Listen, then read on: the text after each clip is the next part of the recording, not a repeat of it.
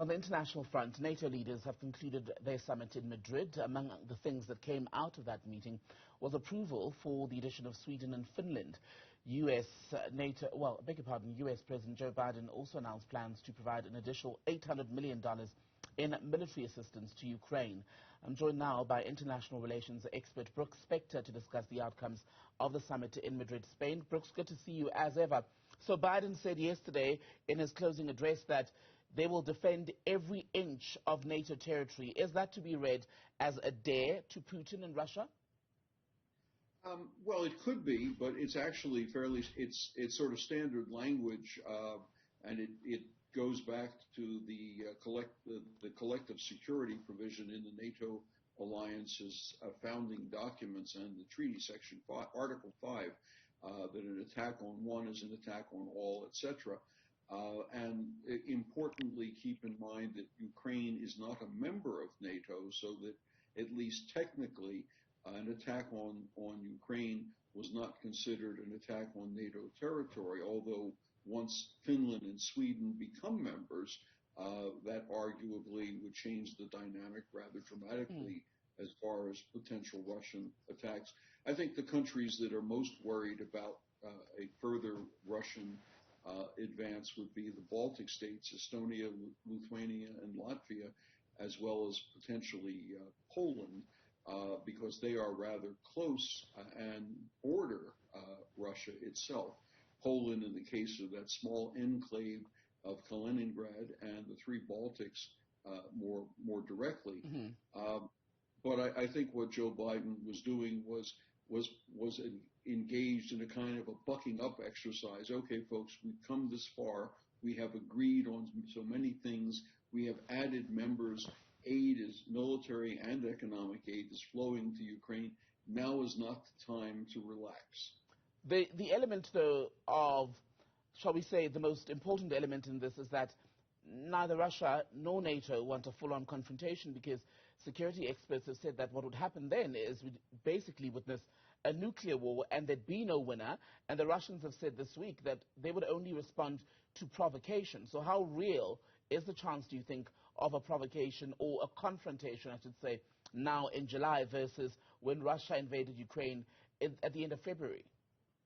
Well, I think the feeling that everything inevitably slides to nuclear war, I think that is unfounded, because there have been confrontations and collisions in the past, notably during the Cold War, vis-a-vis the establishment of the Berlin Wall and the threat to move Soviet troops into Berlin at that point. Of course, that's old history, 1961, but that was a fairly direct kind of confrontation. And of course, wiser and more thoughtful heads prevailed. There was no direct face-to-face confrontation, even though the troops literally were across the street from one another in downtown Berlin. What I do think I would worry most about is the kind of accidental provocation, and I think I've said this before in various other circumstances and forums. Let's imagine that there is a fighter pilot using one of those Russian Sukhoi fighter jets, and there is a NATO patrol over eastern Poland, and the Russian jet either crosses the frontier in the air or vice versa. As fighter pilots are wont to do, they tend to be aggressive, they tend to be enthusiastic, shall we say. And that could lead to the kind of standoff that becomes much more dangerous. Although even then, that would not necessarily get us into nuclear weapons territory. It would simply get us into a great deal of hyperbole and some ventilating, and potentially even the firing of warning shots or tracers. But I worry about that kind of thing happening so that eventually it does spiral into greater and more difficult circumstances. But rather than the immediate leap from supplying weapons to Ukraine to an all-out nuclear war in Europe, I think that's a very unlikely scenario, at least as we see things now. So President Biden also said yesterday that the invasion will not end with Russia defeating Ukraine. But given what you pointed out earlier, Ukraine is not a NATO member. All it's getting now from the US and the other Western allies is money and military aid. Can that be guaranteed? Can we guarantee that Ukraine will indeed defeat Russia? Well, let's put it this way. The Russians have expended an enormous amount of treasure and equipment as well as men in an effort that so far has only given them marginal success in the eastern reaches of the country. The Ukrainian army has turned out to be much more strategically and tactically competent than anybody gave them credit for. They've had, after all, years of dealing with the two rebellious provinces in the Far East, and they have quickly adapted to using a whole range of weapons supplied by NATO allies over the last number of months. And that quality of equipment has increasingly become more and more sophisticated, and the flow of it is increasing rather than decreasing. I think it's certainly within the realm of the possible to see the Russians realizing that this was a very bad investment on their part, that if they intend to continue this, they will have to resort to conscription or a call up of reserve forces, when both of those were promised not to be the case during the original invasion.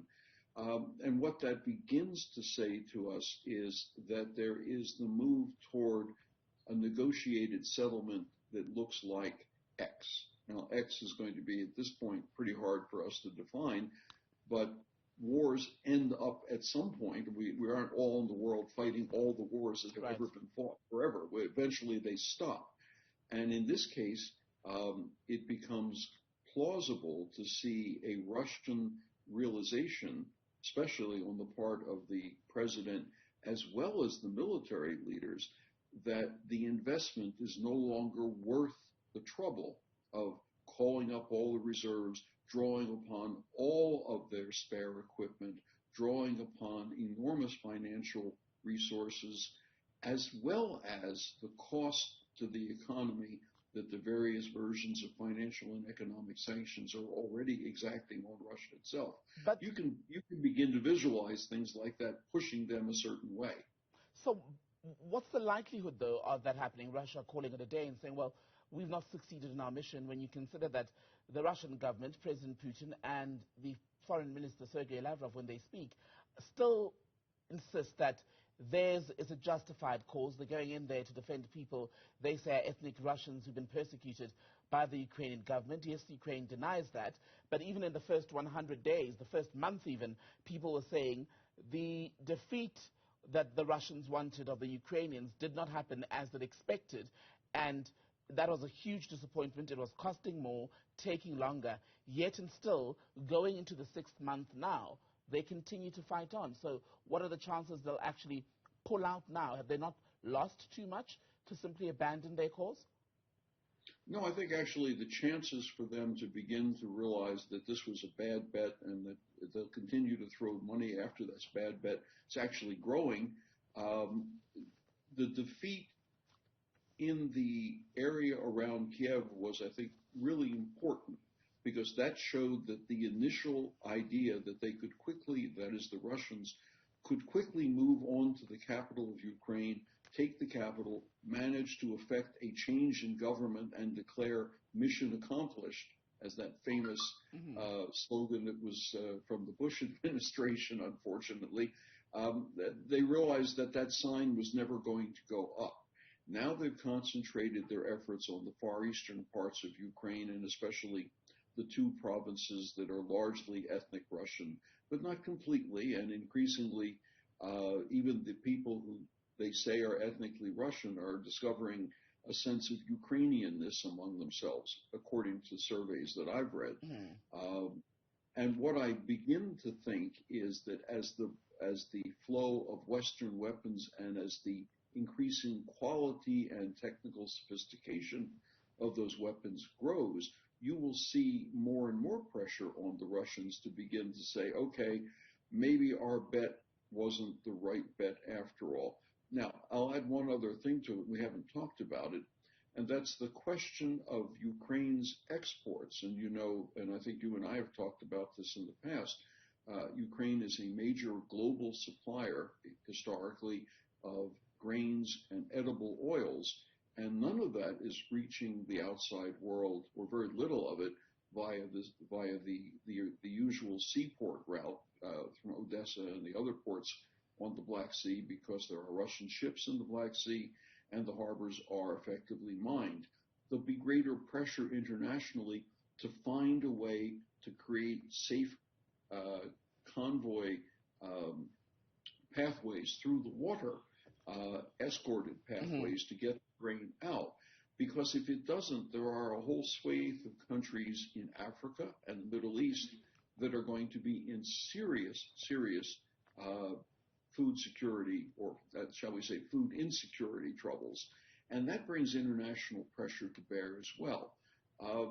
Well, I guess what I'm really arguing for is that no, there isn't an immediate moment that you can put on a calendar and say, by date X, the game is up, the war is over, and everybody goes home.